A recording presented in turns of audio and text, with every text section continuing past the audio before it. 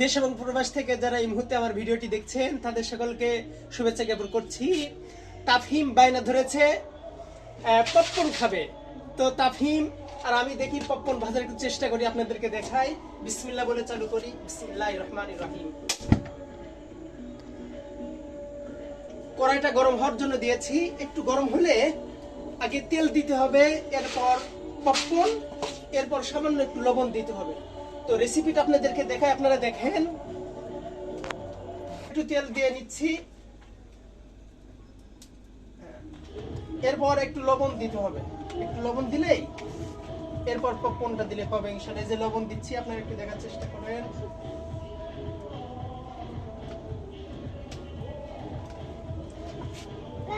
এরপর পপকর্ন আপনারা একটু দেখার চেষ্টা করেন। তাফহিম বাবু পপকর্ন খাবে, হ্যাঁ বলো বলো গাইজদেরকে বলো। এই যে পপকর্ন,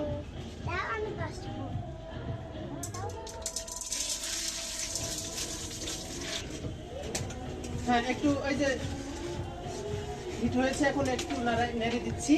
তো একটু ঢেকে রাখি, একটু সময় ঢেকে রাখলে হয়ে যাবে ইনশাআল্লাহ, আশা করি।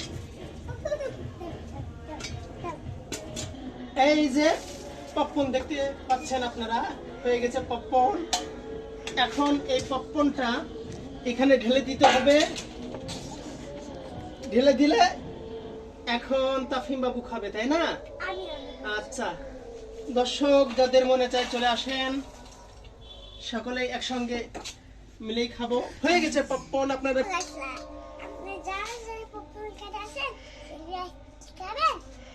ভিডিওটি লাইক কমেন্ট শেয়ার করে দেবেন, অবশ্যই অবশ্যই। ভালো থাকবেন, আল্লাহ হাফেজ।